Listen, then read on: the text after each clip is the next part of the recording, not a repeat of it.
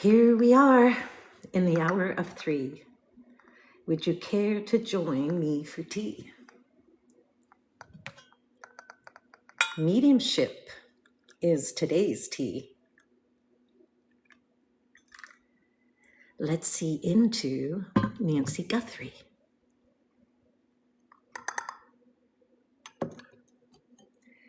Yes, my friends, I can make a rhyme, but I assure you, this is no joking time. In fact, time is of the essence. That's why I'm here. Let's make sense of it. If truly there is only one truth, let's keep asking for that one truth. But how can 10 mediums see 10 different truths if there truly is only one truth? Perhaps, my dear, some a ruse.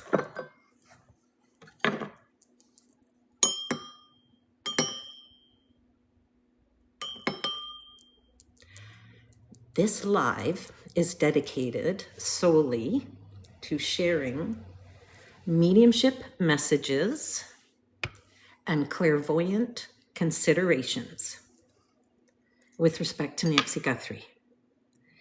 And I know this is Easter weekend, and I sincerely want to say I acknowledge, and I'm very aware that there's many a Christian out there that don't love to speak or consider mediums.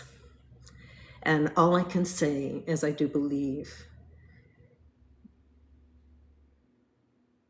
maybe there needs to be an update on this. In 30 years of working with mediumship, I know I work for God. I know I work for God. So in God's light and in God's trust, Nancy's spirit on March 26 entered my bedroom. I am a clairvoyant medium working in Canada. I have made it a habit to do spiritual tithing on missing persons case coast to coast in Canada. I'm not going to list the cases. I'm just going to say that I do it with a huge heart.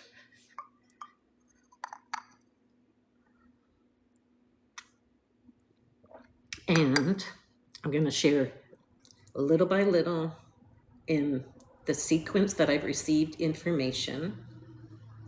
But what I have definitely learned with working on missing persons cases and following them through, you have to realize when a victim of murder is going to be channeling through a medium, there is loads of information that comes forth, and it is never in the sequence of the actual happenings, okay? You will get information that could be a bit of, for instance, I need to explain something. Let's say there's a murder. You have to keep something in mind. This victim has gone through numerous things. They might have been killed in one location that, of course, is considered the crime scene, but they more than not are actually moved to another location, which is now second consideration, because you're not just looking at a crime scene, easy if the body was left there, but if the body has been moved, you are looking at a crime scene, you are looking at the traumatic moment of death that could be coming through in that one location from the victim. But again, if their body has been moved, you are going to also get information on where they are buried. It's not going to come in sequence. You might not be told which is which. So the most important thing to do with mediumship and the messages that come forward is you never, ever, ever, ever change how that message was given to you. I'm going to give one example, and then I'm going to start going in, because in this channel, I'm going to give you all of the information I received. I don't want to talk about stuff. Last video, part 2, there was a lot of me discussing things, because I use my mediumship abilities as an investigator. I have dedicated to true crime in my local community, and you have to also think like an investigator. You're going to get the mediumship messages. They are like somebody has just handed you a whole box of puzzle pieces, and every single puzzle piece is important, but you really do have to put them in the right picture, correct? Okay, so I want to give you one example that's going to come up in this stream that I'm doing today on what I mean by that. Okay, for instance, in one of the messages that Nancy gave me in March, right now, recently, when she was trying to explain and describe to me who the 2 people in her home are, because I continually keep seeing 2 people in her home, okay? And they are definitely covered. What she has said to me, okay, we want identifiers, right? I don't like vague, okay? Messages might seem interesting. They might kind of seem, can't understand them yet. And honestly, they're rather cryptic, and they can sometimes be metaphorical. But we're still looking for the straight up truth of it, okay? And those messages are still going to fit into place. So this is the one example. When I wanted to ask Nancy about the age, she was trying to give me distinguishing identifiers, okay, of the people in the home. When she's showing me as she sees them in her home, one thing she was showing me is that they've got this difference in height, okay? Like you're not going to see 2 people walking together and they're the same height. So you see this head and that head and they're walking together like this. No, there's a height difference, okay? But more importantly, the description I want to give you is when she was not just giving me the size, she was trying to explain their age. And she used the phrase generation. Okay, when I'm asking about age, she's saying generation apart. That's the phrase that came out. Okay, so mediumship message, not changing it, in quotes, generation apart. Okay, so this is, again, you can get the message. The interpretation can go a million ways, and you have to be careful because there's still only one way. Okay, so in saying they are a generation apart, we can let's throw some things in the hat here that might be connected to that. Father with son, uncle with nephew, or just simply people that might be 20 to 25 years apart in age and they have no family connection. Did you see how many words I put into that? That's just thinking it out, okay? Still, when you get these messages, I'm telling you, no, like you still have to think it out, okay? So when I do these videos, I'm trying to be clear on what's the mediumship message and what's me thinking it out. So from here on in, that's it. We're going into mediumship messages, and I'm going into the sequence that I received them. I think I have the date straight. Follow along. First one is on this page, March 26, posted March 27. That was the video that I recorded right after I saw Nancy. So go to that video if you want to see me in that state of just coming out of mediumship, and it's there, and I haven't discussed anything else. Okay, so I'm going to recap. So you guys have the information bit by bit, and what you have to realize about mediumship, okay? And this is very authentic. Sometimes you think, okay, you did your first reading on it. Why didn't you get all the information in the first reading? Well, try that. It just doesn't come in the first reading. And oddly enough, okay, sometimes the information runs out in the first reading and you only see what you see. Okay, so you have to honor that, because if the spirits are truly giving this information, you have to respect that they literally come in and out like you come in and out of your house. That really is what happens. If they're going to make a connection to a medium, seriously, they haunt you in your home. This is true, okay? So very seriously. So on day 54, first visit in my home, I want to explain again, top to bottom. And what will also happen is days later, because you've made that connection, even if the spirit has not shown up every day, they've given you that information, and what spirits love to do, they will come in and they start to plant what I call seeds of consciousness to keep you straight on it. Okay, so you might not get it in the first read, but they're going to start to show you all of these little clips one by one, and you just add them to a clues list. Okay, that's what you do. So here are the clues, and I mean this with the greatest of respect in all directions. And I wish the greatest clarity. Okay. Cheers. All right, so March 26th, first thing she shows me. She is distinctly wearing white, and I take this that she has deceased. She opens her hands to me, and she is showing me red earth. She wants me to look at this. There is red earth falling through her fingers, and it is falling to the ground. I see it falling to the ground. She wants me not just to notice that it is soil that is red. It's red. She is buried in red soil. Now, I know Arizona has red soil everywhere, but if you really start picking that apart, it doesn't have red soil everywhere. So please keep that as a serious clue. The dirt is dropping to the earth. I know she's in the earth. Then what she's showing me is there is also blood in with her. Okay, so she must have been bleeding. And I don't want this to be dark and gory. I just want to give you facts, and I want even investigators to know this, okay? Not just the public. So there is blood in that grave. That's important forensically, okay?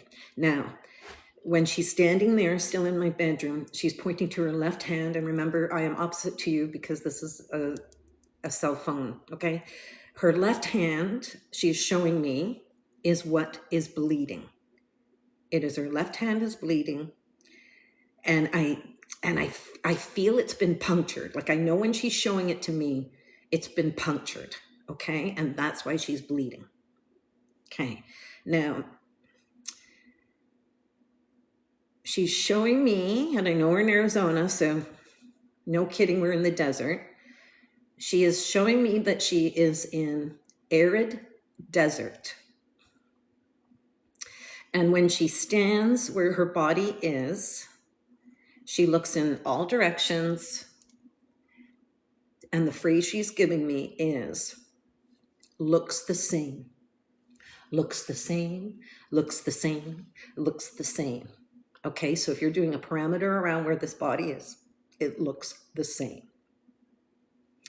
She is not in a residential area. She is not in a residential area.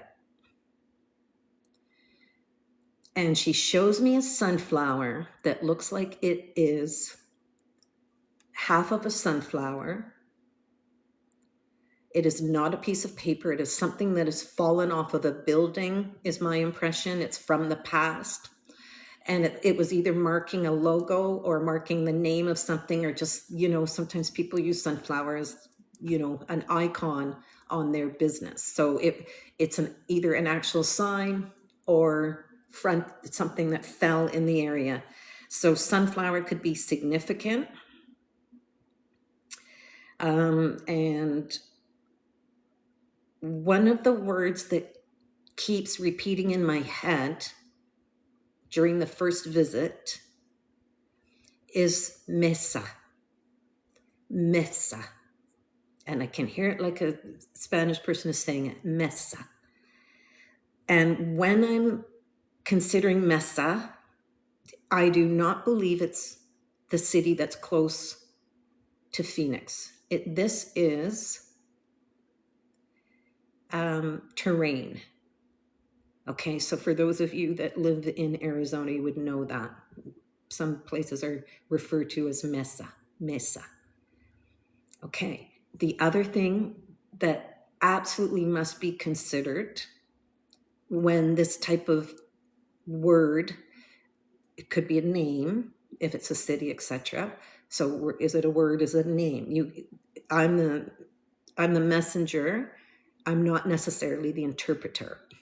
But I want to give you that if you're hearing a word like this in mediumship, you really do have to stretch it. It could either be very literal and direct, but it could also perhaps mean a street name that she was taken to. So for people that are in Arizona, that would be a consideration, okay? Because she's giving me impressions of also where she was taken. And with respect to where she was taken, okay, so I want to say that again. Mesa could be referencing the terrain that is around the body. Okay, because remember, there's two things here. Well, in fact, wait a second. There could be three things, three locators that she's trying to say. Because first of all, there are things that happened in her home, location number one. Wherever she was taken, that was supposed to be the kidnapping pit. I'm sorry to use that phrase, but you still have to hold your hostage somewhere. You're buckling them down. So there's definitely a location that they would have intended as the hold until ransom location. So if that's the second idea, and if she's truly deceased, they're not keeping her around that location. They've tried to remove her as fast as possible. Third location is where she's buried. So that's why I'm saying, if all of a sudden this word mesa is coming out, even if it was right beside the moment she's talking about the desert, because it was for me, it doesn't mean she's necessarily giving a detail on that desert. So that's why these interpretations treat it in both places. You have to, it might be part of that desert. Keep it as a consideration where her body is. But it was also wrapped up in this communication. She was trying to tell me which direction she was brought to. And I'm distinctly seeing north. She was taken north. And whatever the time is, I'm seeing 23 minutes. This is under 30 minutes away from her home is the first stop, okay? Like something is there. Now, that is what I got on March 26th. I'm now doing this, I believe we are April 4th, I believe, right? Okay. And again, if this is coming in, any medium working on this, it's like having a channel come in louder and clearer. It's going to still be there as a seed and you're going to see it grow in your head. So what I still want to say is you have to also watch. She told me 23 minutes that first night going north. So I want to say that really is the locator for where did they deposit her? They had to hold her somewhere. So, but the first night I wondered if that's, because she was telling me she was in the earth, I wondered if she was buried 23 minutes from her home. But this is, again, why you have to be thinking this out, rationally thinking of the whole scene as an investigator, because if she's really said, okay, well, 23 minutes north, but is it where she was being held until the ransom, or is it the burial site 23 minutes away, because we were talking about the burial site. So that's why I'm saying you still have to treat every single item that it exists on its own. It might not be connected to the information presented before it. Okay, so let's just say that was transmission one. That was a lot of what I got on the first transmission. Okay, that was last Wednesday, a week ago Wednesday. Then on Friday, I listened to my recording again, and same thing. If you go back to a recording that especially you have made of the reading, which it was a recording of the reading, you can access the spirits that were giving you that information directly from there. Okay. So in doing that, all of a sudden, Nancy appeared again. And God love her, because, it's really something when they really want you to have the information. And in the second time, she's wearing white again. And she only gave me one clip. Like it was almost like, when friends get together and they share some information, like, gee, I was really hoping to go downtown today, but it was raining like crazy, so I didn't. Okay. All of a sudden she's giving me this information where she's saying, like, she's been trying to show me what she's seeing in her home. So as she's giving me this information, I'm almost like seeing her in white, and I'm seeing these two people in her home, and I see them moving. I can see that she sees them from a distance because she's sitting watching them. And she's just simply saying, and my heart really went out to her, because remember, she is 84. And I really get the impression that in her mind, it was her intention that she was going to be dying in her own home of old age under natural causes. And even I have my 84-year-old mother, and we're actually hoping that happens, because when you do see elders in their 80s, they really are having a harder time with mobility. And I'm seeing the exact same thing in my mom. So I'm very sympathetic to how we've been told of Nancy's condition of her health, because pain is suffering.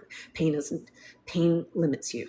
And there's no better place as an elder to die in our own homes.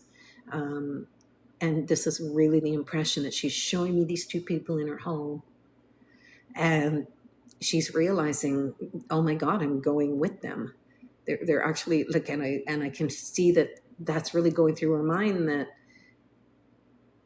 I might die with these people.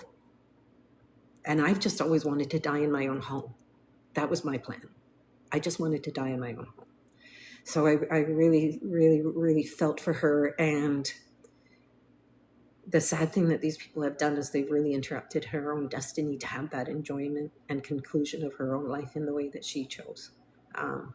So that was just on March 28th. And that was a very quick visit. And then the next information I started to get is, I had not tuned in to this Nancy Guthrie case at all. I saw it coming up in TikTok, and I'm going to be really honest, it just kind of made me go dizzy when it was coming up. I mean, like, there was a force field on that in the first 30 days especially, and every psychic medium that has a heart was putting energy on this in the United States. I do know that. But it's overwhelming. And that's why I'm saying, okay, folks, there's only one truth. Now, this is the thing. If there are crimes, okay, it's different. Okay, here's the thing. You have to also remember what I got to keep straight in these videos for anybody that doesn't understand what we're doing spiritually when we are doing readings. You have to please remember that mediumship in its true identity is direct communication between a spirit or many spirits, but it's direct communication with them. In most cases, I'm seeing them when they come into me. Okay, I'm seeing them. I can describe what they look like. Either way, people can still get them third eye, and you can still get great information. Okay, clairvoyance can be used to look at the future. Okay, so if people want me to predict who their real love is, I will do that, and I'm pretty darn good at that. And how the heck does that happen when you can predict a relationship over a 10-year stretch and be accurate? Okay, I'm known for that. But I want you to know the difference, especially with respect to the past. Okay, if you're having a clairvoyant read your future, you don't know anything until you get to it. Then you can assess whether it was true, false, right, wrong, ugly, blah, blah, blah, blah, whatever. Okay, but the past, there's nothing that you're projecting about the past. The past is the past. So think of the last family member that you have that passed away. Are you firm on how they passed away? It's tragic if you don't know, but in most cases, you know how your family member died. In most cases, he had a heart attack. There was a dreadful car accident. He was hit head on. She had leukemia. Okay, whatever the truth is of the past that's already happened, that truth is truly recorded in what people refer to as the Akashic records. And that's why I'm saying there is only ever one truth, okay? If there's a crime and someone's trying to look at a crime scene going, holy crow, what happened here? There's still only one truth. You might see many weapons, but you've seen it on forensic shows. They will kind of go, well, There was the strangulation, right? But she actually died of the gunshot. So whatever, like I'm just saying that there's still one truth, especially with how you died. It's not changeable. Okay, so that's again really important when you're trying to analyze information. There's only one truth. So again, just kind of going back, sorry, and I get lost in saying some things and then I'm like, okay, where was I? So anyway, this is the section that well, I guess I was saying I didn't tune into Nancy Guthrie because holy crow, the little bit that I was seeing, God love us all, anyone trying to be using their gifts, keep going. We have access to them. But it's dizzy if too many people are coming up with extremely varying information, okay? So anyway, end of that. I now just want to talk about, from here on in, this section is clairvoyant information. It is, some of it is from Nancy as she's giving it to me, but I still want to say I use my clairvoyant abilities. I can see through things. Put something in front of me. Put a photo of someone in front of me that I've never met. I will be bang on with their personality, okay? So where clairvoyance is really important is when you're using it to figure crimes out. This is the tool you're going to use as your forensic profiling of the suspect, okay? So I want to give you a few things, and in video 2, part 2 video on Nancy Guthrie on my pages, including YouTube, you will see in the second, it's a very long video, over an hour. That video, I start to go through how I'm logically thinking this out with the information that's being presented, matching it up with what I'm seeing clairvoyantly and with what Nancy has given me. And I can look at that scene and tell you what I don't believe and could believe, not believe. So anyway, go back to that second video if you want to see me flip-flopping on, could it be this, could it be that, could it be this, could it be that? Anyway, here's the clairvoyant information. All right, so in April, just now, I think it was April 1st, I started to look at the videos again with respect to the perp coming in the door. Let's go through some of the information that I'm seeing right away.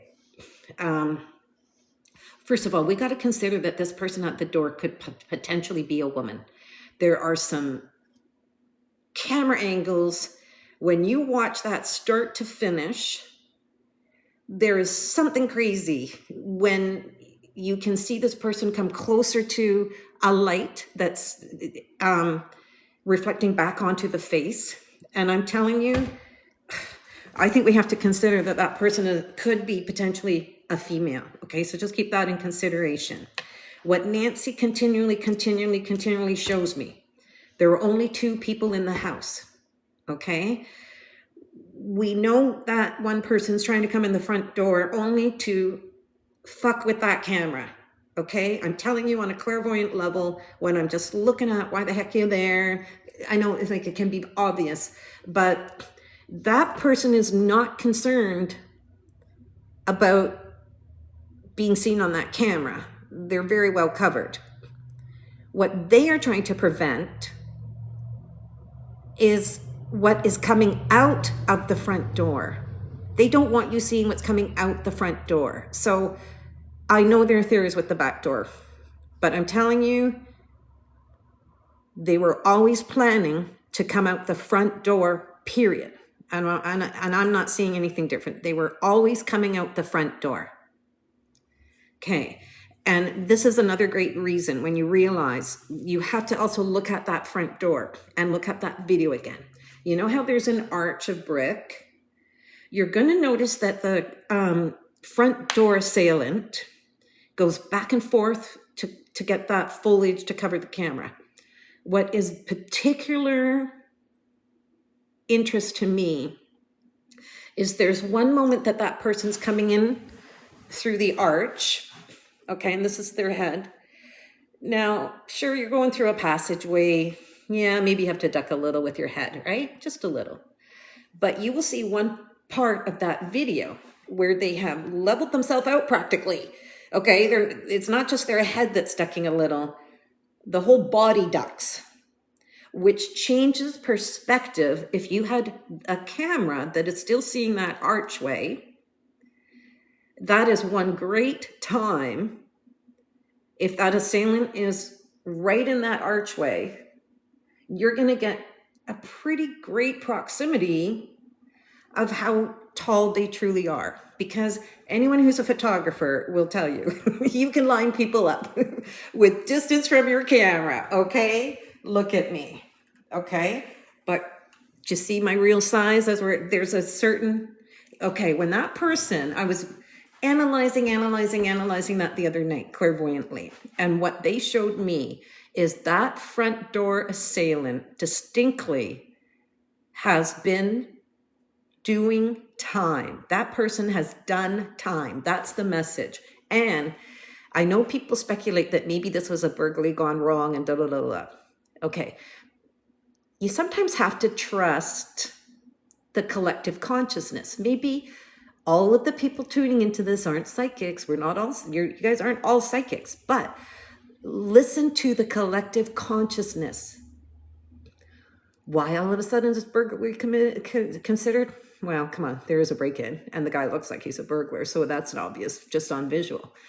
But what if you guys are picking up, not that it was a burglary, it's burglary, but what if you're kind of picking up that energy that it is a burglar by trade who's trying to move up in his crime repertoire?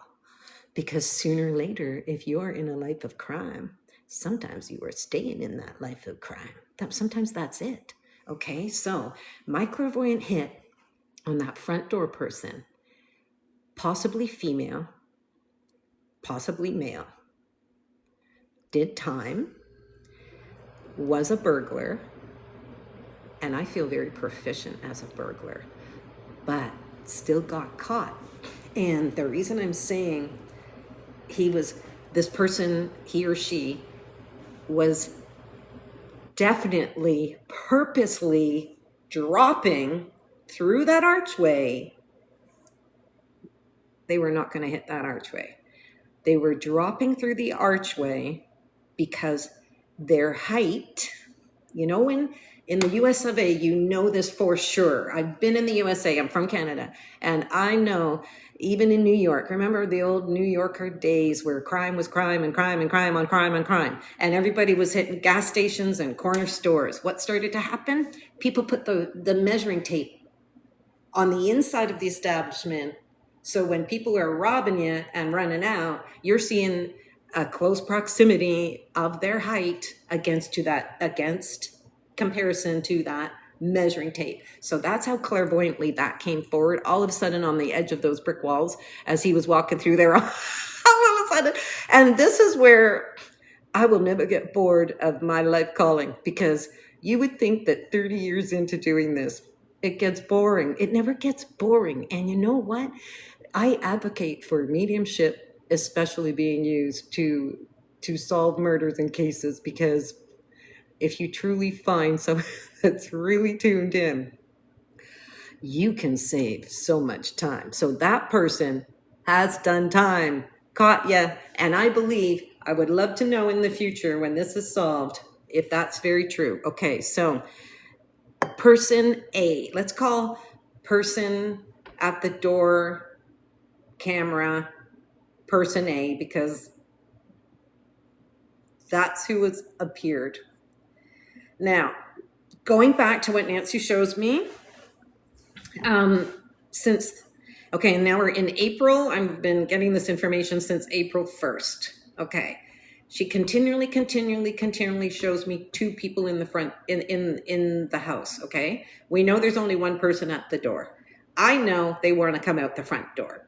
So, and when you really look at that front door, God's honest truth, like there's a steel encasing there, right? Like we have that in Quebec, has that a lot. A lot of stores will have metal, right? So if you guys have noticed that, that's quite a door. And again, they're only carrying. You never see that person try to open the door. Have you noticed that? So pay attention to that. At least on the camera, the attention is the camera. It's not, I'm going to break in the door. They're not breaking in that door. It's, That camera can't see us coming out the door, and they definitely can't see. I swear to God, what I keep getting in the guy at the girl or the guy at the front, I swear to God, it's almost like, even though he's done the time and doesn't want his height to be known, I think a little measuring tape caught his height on a robbery one time, and that was that. Okay, so what I keep seeing in his head when he's thinking about the second person that he knows is coming to the house, and they might have, you know what, they could have, I don't know if anybody's also considered this, because I know two people are in the house, and now that I'm seeing this over and over and over and over and over and over again, I'm trying to keep asking all spirits for more details on this. Okay, so we know the timing. You guys know the timing, right? Roughly two, we're between 140 something and 147 or something, all the way to 231 is in question. And we know the perpetrators are in the house at that time. And I do agree that what I'm seeing is brief. Okay, so let's go back to just what I keep getting on this. The front person's, person A keeps having this in their consciousness, that even though they're the one going up to the camera and doing the, block the camera routine and taking the chance of being on camera while they're blocking the camera, okay, and they don't want to be caught, they've done the crime, so they don't want to be caught, but that person, as I'm seeing it, is more concerned with the second person, okay, that is coming in the back door. He or she is more concerned about that second person really being seen. Okay, so out of the two of them, when they're like, well, who's going to go to the camera? Do you want to do it? Should I do it? Call me crazy. There's a worse risk for person number two to be seen. Okay, just simple as that. That's that. So makes you wonder. Well, I'm sorry, it's certainly making me wonder when they're showing me that. It actually makes me wonder if that person, the second person, actually knows the family, would be recognizable. That makes me wonder, not only are they recognizable by police, because these are criminals, okay, consider that, that's what I'm considering.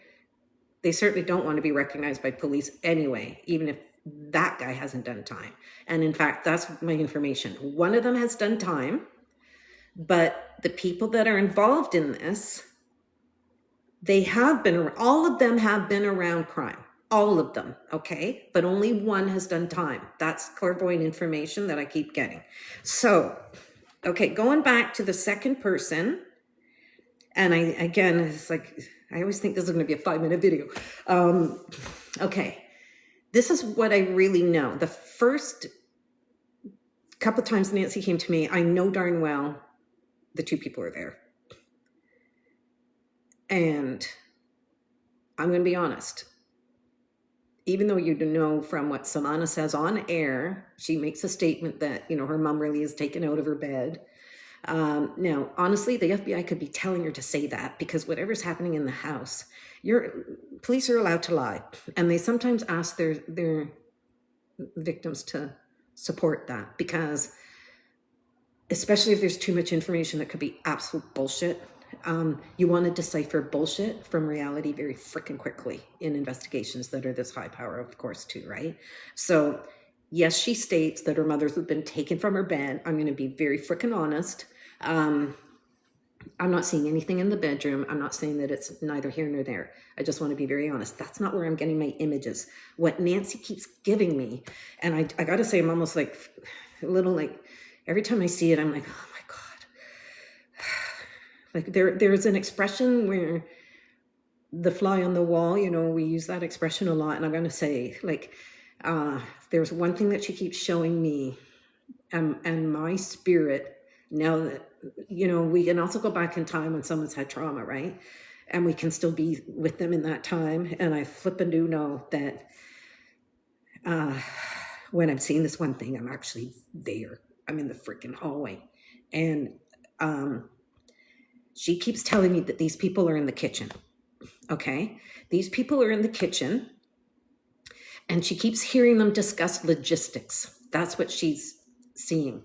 And when I'm in the houses, if I'm doing the remote viewing, swear to God, like when I'm looking at her, what I see, what she's showing me is what I think has happened. Okay, this is, maybe I'm surmising this. I'm gonna switch to, this is now me saying a maybe. This is not a vision. This is not mediumship information. This is me trying to fit in pieces. So I want you to know that in here, it's thinking it out again for just a second, because this is what I have seen. I have seen her on a couch. And my impression when I'm in this room, when I'm in her home spiritually here, and I'm looking in the home, what I am seeing, I'm seeing her straight ahead of me, as if I'm in some kind of hallway, but I can still see the couch. And the couch, now we're reversed because of this. Okay, so how do I describe this when we're reversed? I'll just not use my hands. She's in front of me, and when I'm looking at her, I'm seeing her face this way on her couch. And when I'm seeing her on her couch, she is sitting there. I know she is groggy. She is groggy. Okay, like she almost feels like,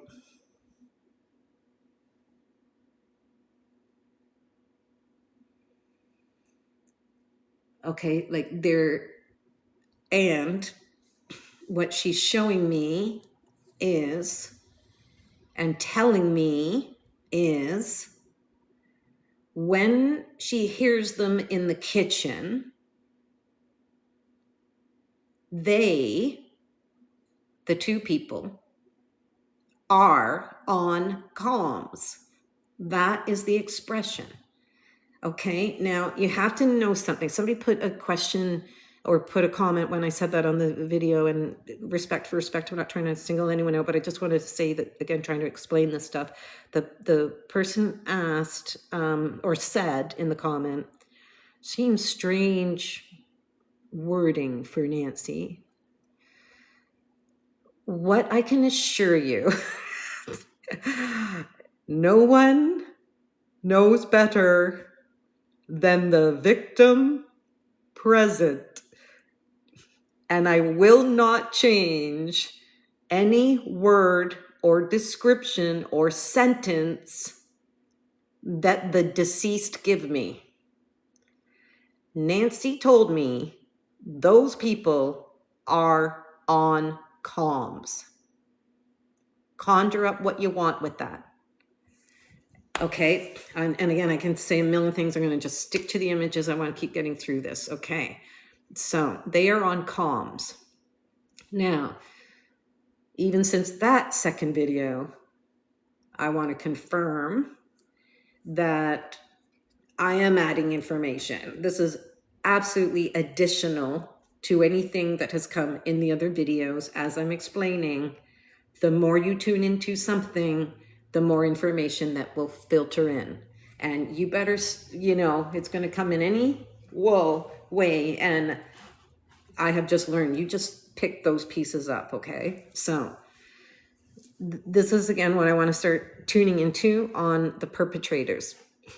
Now, when I'm tuning in to the kitchen, where she is telling me that there are two people in the kitchen and they are on comms, what's really important to remember about that as well, as I'm looking into it, and I guess this is the first time I might be mentioning it. Okay, what's very important is, now we have person number 3, okay? When people are trying to figure out how many people are really involved in this, I'm only going to be confirming how many I really think it is if someone's truly showing me the vision that there's somebody still there. Okay, so, but I'm still saying 1 person at the front door, 2 people in the house. 3rd person is talking over these comms, and the logistics of how this is going to go now that they have her are being discussed. Okay, so now I'm tuning in clairvoyantly to third perpetrator, distinctly male, no mistake, has never been jailed, highly intelligent, and I kept getting information on him over the last 3 days. And it does come in these little spurts, right? It's almost like you have a beacon light when you're, looking at a lighthouse, right? And that's like boom, boom, with that light coming at you. That's exactly how slow it can be when you're waiting for information, okay? So, but every time I tune into that dude, every time, and I don't know what this means, but I'm going to give you the vision. I see him up a telephone pole. Why would he be up a telephone pole? And then I'm like, wait a second, is that a hydro pole or is that a telephone pole? Is that a hydro pole or is that a telephone pole? And I mean it. They keep giving me this image of him, and he's up a pole. Okay, so going up a pole, you guys know what that's like. Is this communications? Is he in comms? Is he in communications? I see him when he's got the comms talking to the two people in the kitchen. He's got one of these things.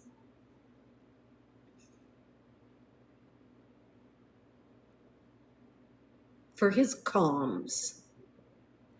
And you know how smart he is? He has never been around the body. He was not in the house. He's never even been seen. Everything that he's done, it's through just communicating. Just give the information. Just communicate. Coordinate. I'm not touching the body. I'm not moving. And I'm not the driver. Okay, so he's somehow what's the, and again, I'm just leaving it at that. It could, but I'm kind of going, is that comms? But I'm seeing telephone pole or hydro pole. This guy goes up poles. He's talking on interesting communication things. It's like I used to have that really cool thing where I used to do my phone readings. Freaking loved it. It's just a little mouthpiece. That's what it reminds me of. The guy's on something like this, intelligent. I feel good-looking person. I feel like he is somehow in I wouldn't necessarily say corporate setting, but he would be presenting himself to perhaps, how would I say? Well, probably the company this person, I feel this person is employed by a company, by the way. They may be the other people might be strictly criminal. They don't have day jobs. Well, actually, wait. I'm going to take that back. I'm going to just say that they still make a living with crime. That's the way I want to phrase that. The two people in the house make a living with crime, even if they have day jobs. I'm going to say that. Okay, well, I guess that's true of all of them, for freak's sake. So anyway, but the third guy, I still have to say, there's something where whatever his real job is, he even dresses pretty good for it. But why is he up a pole? But God, he knows, just, I'm going to have to leave that. Every time I tune into him, that's what I'm seeing. So you tell me, I'm going to leave it at that. I don't want to go into it more yet. That's that for now. I'm going to keep that clean. Okay, so moving along, what else have I discovered?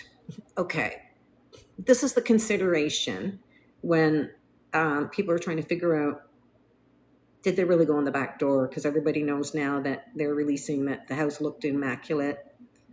And the back door was propped open by flower pots. Okay, I know for a fact the front door dude is a burglar. Okay, front door is metal. They only want to come out it. They know they're not breaking in it. They know it. He's already been there, remember. Okay, so they've already distinguished this plan over and over.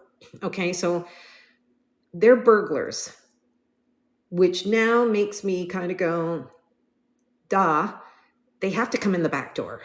They can't get in the front, period. But what burglar is scared off by a regular back door? If you've seen those on video, those are regular doors. If these are pro burglars, they got to know how to jimmy locks pretty freaking quick. So let's go back to the pack. And let's, just say for a second that we know Nancy's saying they're on comms. And from police reporting, they keep knocking out all the digital in the home. It's gone. Knock it out, it's gone. So there's no way they are bringing their own cell phones to this kidnapping. They are on comms, which of course could mean walkie-talkies. Okay, now here's the thing. I know for a fact through clairvoyant information here, third guy has never touched the body. Those are the clues. He's never been at the house. You'll never see him on video on anybody's cameras. He's never been around this house. Okay. So the two people in the house, their job, I can assure you what keeps being played over and over and over in my head, for things in that house. The role for the two people in the house was to break in, retain. That's it. Break in, retainer. Wait on the comms for the coordination of person number 3, who is dispatching the driver. Person number 2 is not the driver. Person number 1 is not the driver. Person number 1 and person number 2, it is their responsibility to sedate. She's sedated, folks. And she's been sedated by a syringe. And now I understand the puncture mark on her left hand. This is how smart they are. They need this to be precision. I have to say, I feel that these people have mastered time. Okay, they have somehow gotten away with a lot of crimes because they know timing. Okay, they are very freaking good. You've seen that front door person, how methodically smooth they are at the front door. There is no panic. There is no first time jitters. First time jitters, that little mouth thing, the light would have been on the ground. That's jitters. Sorry. Just true though. Okay, so can't lose my train of thought. Okay. Third person is the coordinator and communicator and the ringleader. When you're looking for who started this, who can really plan this, who can get the right people to orchestrate this, third person's the ringleader. Let's talk about the driver. Okay, because this is why I haven't seen who the driver is, but I'm going to just tell you about the mission. I see the mission. I see how that's mapped out. Okay, the two people in the home, continually, the only thing I see, they really were just responsible again for sedating her, restraining her, holding her until it's move her. Okay, now, I do not believe she was fully drugged to an unconscious state. When I'm having that vision of her on the couch, it's like, I'm sorry, these are the little things in mediumship that do freak me out because I really see her in there. And I just know from even her facial, she has sedative, okay? They don't want her to be dead weight, but they don't want her fighting, okay? Yet, this is what I'm seeing about the syringe, okay? Nancy really does show me a syringe. There's a syringe. All of a sudden, what I'm sensing is she didn't know anything was going on at all. I wonder, like, from just that, it makes me wonder, she really could have been in bed and really dead asleep because she has no indication, no indication. And then all of a sudden, what I see, and yeah, it's kind of sad because that coloring that the person's wearing, it's not quite black. And even there, she can see that it's kind of like, it's almost shiny. There's something almost shiny to that material that the person is wearing. So all of a sudden, I'm just getting in my visual here where what I believe is in the knapsack, by the way, is equipment to get in the back door, because there's more than one door, and if they've already scouted this area, they got to be prepared. So, and they're burglars, please believe me, they're burglars. So they've got some sort of burglary kit that gets you in the door. And I don't think it was smashed up. I think these guys are pretty freaking good. Like, it's in that part, I got to give it, like, not freaking giving you credit, but from an investigator point, they're pretty freaking clean on the way they break in. That's what I really see. Okay. So think about that backpack. It was like full to the brim. You got burglary equipment in there. You've got comms devices that you have to use inside the house. You're not going on any form of phone. And I know people think it's a burner phone, but I'm telling you, if you really look at people in investigation that can tell you about burner phones, there's still ways to crack them. I'm telling you that right now. So, and these guys are used to crime. So I don't know. I think they're up on some of the technology. So I'm going to say that walkie-talkie, not burner phone. There's no way. There's no way. They don't want phones anywhere. Okay. It's clean channel. They know how to do this. It's a clean communication channel. And remember, oh shoot. Hold on. Oh, shoot. Okay, I know this is gonna, God, I always think it's a 5-minute video. Isn't this crazy? Okay, so let me just finish this up because I want to, again, okay, so what else is in that backpack? There's a syringe and whatever medication, drug they've decided to sedate and immobilize. They don't want her fully unconscious for whatever crazy reason, but it's sedative at least so that she, well, God love her, she couldn't have been able to, but okay, all of a sudden I'm just going back to that vision because, okay, so I'm seeing it again and I'm seeing this arm all of a sudden. I really believe what was happening here, and fuckers are just, fuck, freaking devious. I'm not going to call you smart. You're freaking devious because what I really believe happened, she very well could have been very asleep and all of a sudden someone's grabbing her forearm. Can you imagine? All of a sudden someone's grabbing your forearm and they're coming at you with a syringe. Guess what you're going to do? You might be 84. You might be really sore. But your first instinct immediately, and that is how I believe she punctured her hand.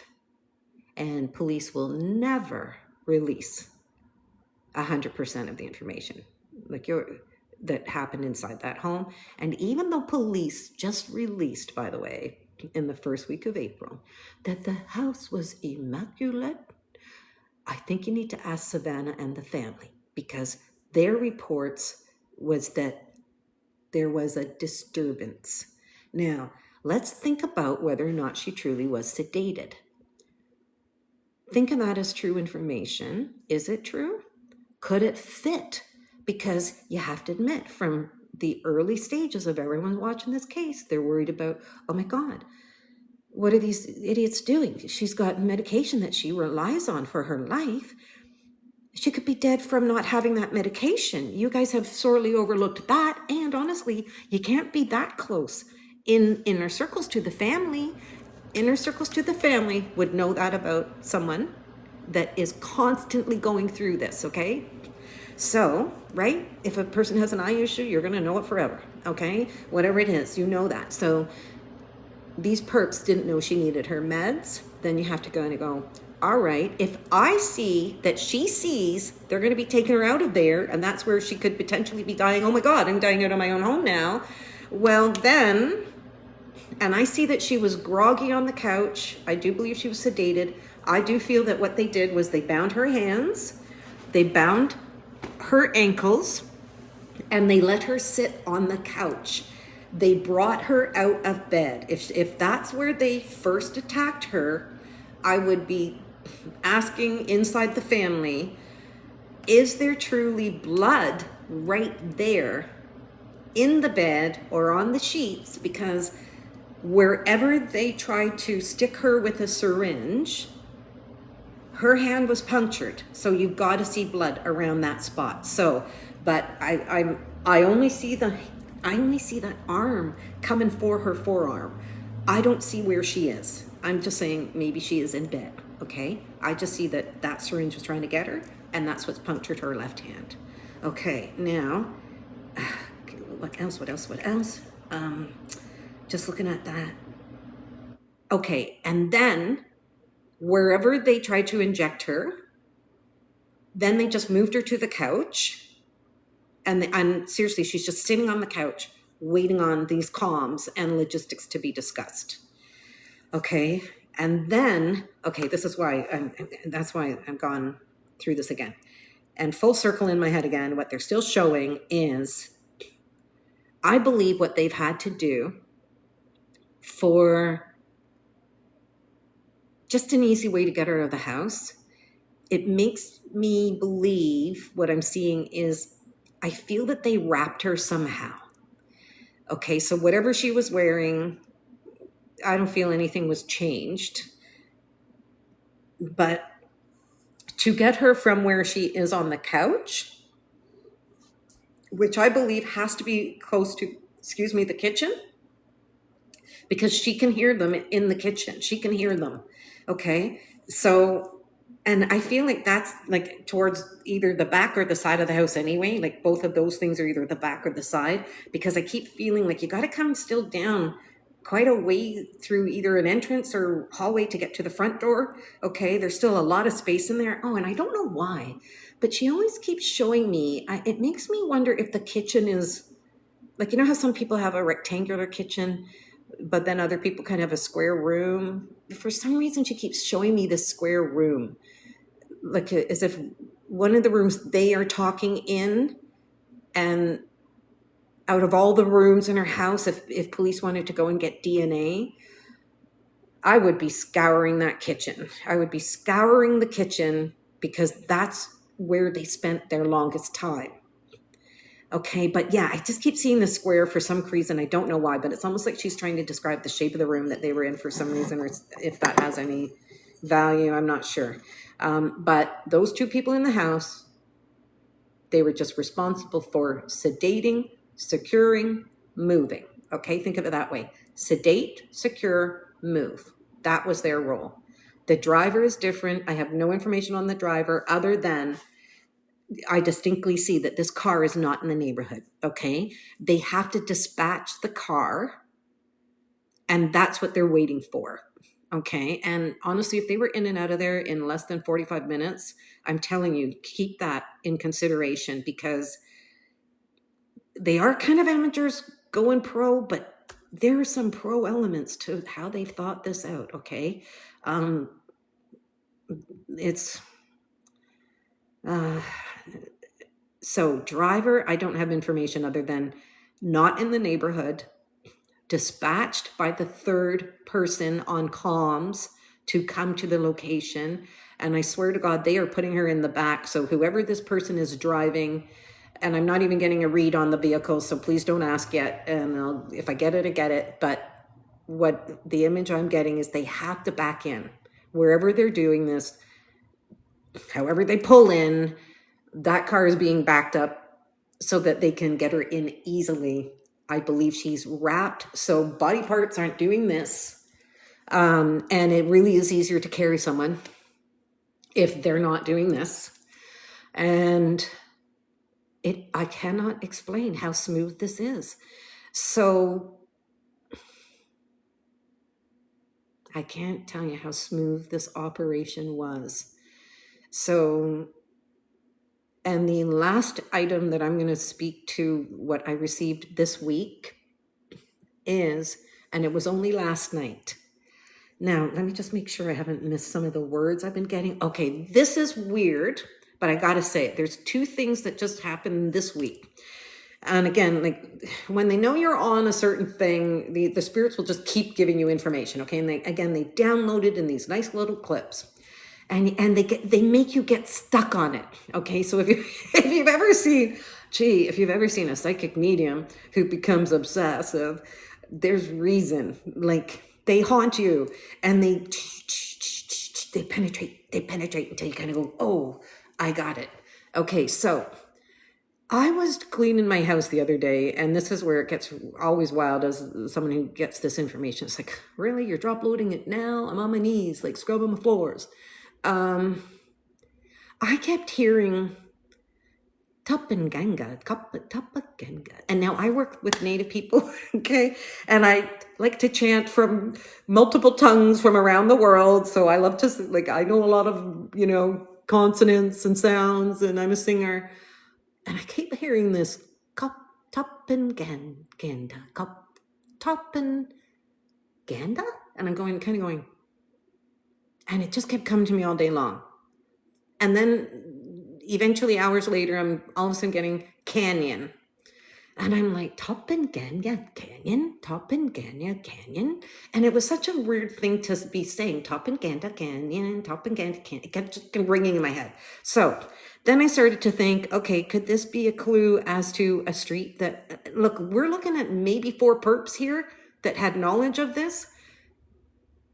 Maybe they don't all live together and you never know what clues they're trying to give you. Maybe it's the house address of one of these dudes, or where you'll find that they wrote notes about, oh, we got to get that burglary, like kit, whatever. But you know what I mean? If you've watched true crime. Well, okay. So, Tapenganda Canyon. Would you believe that's a real place? So I'm like, what does that have to do with this case? And when you GPS Tapenganda, I can't remember if it's Tapenganda with a D or a G, but it came up, Tapenganda Canyon. It comes up in California. I have no clue if that has any relevance to this case, but it came out while I was deep in thought about Nancy Guthrie. So just put it out there. I do not believe she was taken to California by any stretch of the imagination. She's in the desert. However, we are looking for potentially 4 perps. So just keep it in mind that I don't know where that came from. The other thing that happened yesterday, as I was watching one of the YouTube videos, every video seems to have a picture here or there of Nancy Guthrie, of course, a real picture of her. And there was a real photo that flashed up yesterday, right before I did my other live. And I looked into her eyes. It was just on the screen. I was just doing whatever. And then, oh, there's the photo of her. And I was just, oh, there's Nancy again. And just for a brief moment, I heard the name Michael. So I swear to God, she gave me last night the name Michael. Okay, so that's my last transmission. That's the last word I've got. And I think I'm finally done for today. That's 5-minute video, probably went another hour, didn't I? Yes. Okay. Now, if you haven't noticed yet, I'm a newbie at lives, especially on TikTok. I have no clue. And I'm usually without glasses when I'm looking at this right now, but I'm very sorry to apologize. If anybody wanted to join me in this, I don't know how to do any of this fancy stuff yet. I barely know how to end these, but I just want to say thank you for paying attention. And anybody on this, I have to say, thank you for having heart to think of Nancy.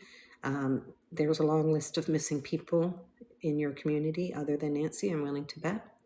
And if you're seeing how horrible this is in real time for the Guthrie family, it's a sad way to be educated on how bad this can be for missing persons' families. It's dark, it's despairing, and it's confusing. So I hope I have not confused any issues. And I truly hope in the name of God that this really does make sense. And I truly hope in the name of God, please find her in the desert. I believe that she only came to me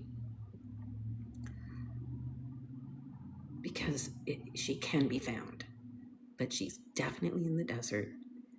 And I hope people from local areas, I hope there are a lot of people that just, here in Canada, we go searching like nuts. So I really hope, I'm not hearing about searches. There needs to be searches.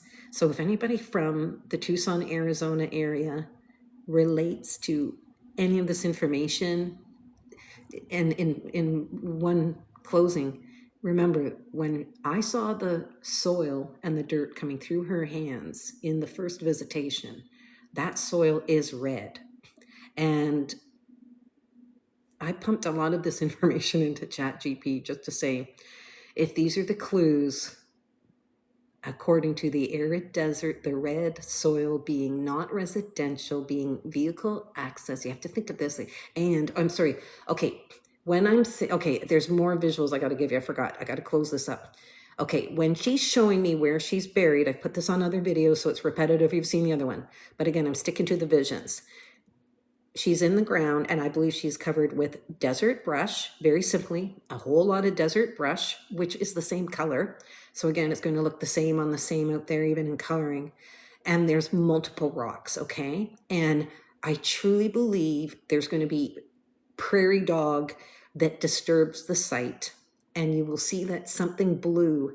I keep seeing royal blue for some reason, and so, and I get the feeling you got to fly a drone. So if anyone is crazy enough to just, there must be photographers out there that have days off. And I know that you need legal permission sometimes up here to actually fly a drone over certain spots. Like, God forbid. But that's the way I would tackle this. You could fly, you could do low flying drone, and you could be looking for disturbed, shallow burial. Okay, so, okay, may God find her. Happy Easter.